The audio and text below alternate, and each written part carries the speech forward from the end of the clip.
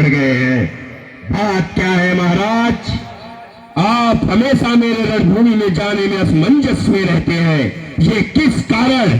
पुत्र मोहवश अथवा आपको मेरी रण कौशलता पे संदेह है? संदेह? तुम पर संदेह?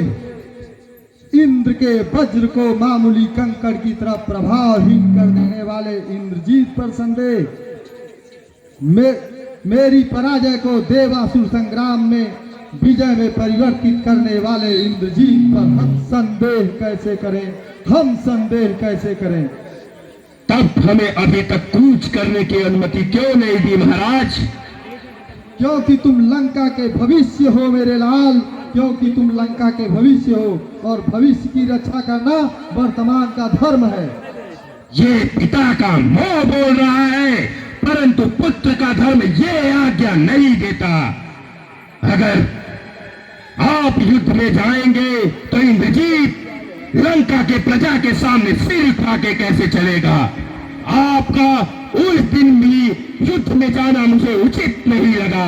हनुमान को दूत मान देने के छोड़ देने के पक्ष में मैं नहीं था। अंगद आया, बड़ी सभा में अपनी मनमानी करके करता हुआ चला गया। हम तरा देते गए, उनका उत्साह बढ़ता गया।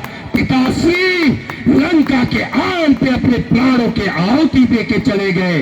उन्हें मैं लौटा के ला तो नहीं सकता, परंतु विश्वास कीजिए उनकी मौत ने मेरे अंदर प्रतिशोध प्रतिहिंसा की ज्वाला और भी भड़का दी है।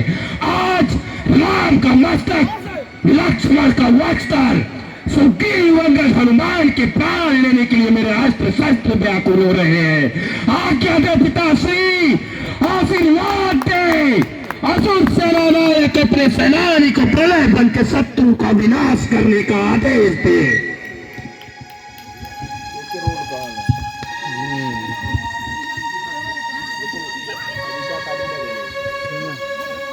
आखिर क्या सोच रहे हैं महाराज?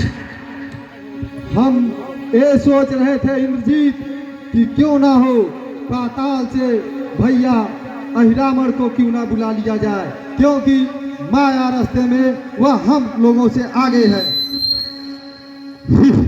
इंद्रजीत के होते हुए दूसरे लोग से अपनी भाई को सहायता के लिए बुलाएंगे तो मैं प्रजा के सामने सर उठा के कैसे चलूंगा? पिताश्री, पिताश्री, दुर्बलता आपके मन में एक छोटा सा छिद्र कर रही है, उससे सावधान रहे।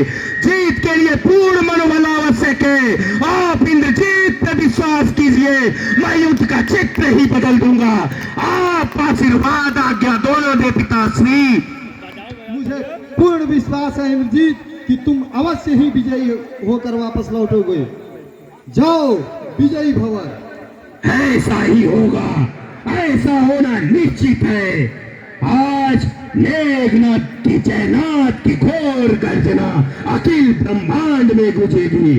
आज अगर मेघनाथ के जयनाथ की घोर गर्जना दसों दिशाओं में नहीं गूंजी तो शस्त्र उठाना छोड़ देगा, लंका के सागर में जल समाधि ले लेगा।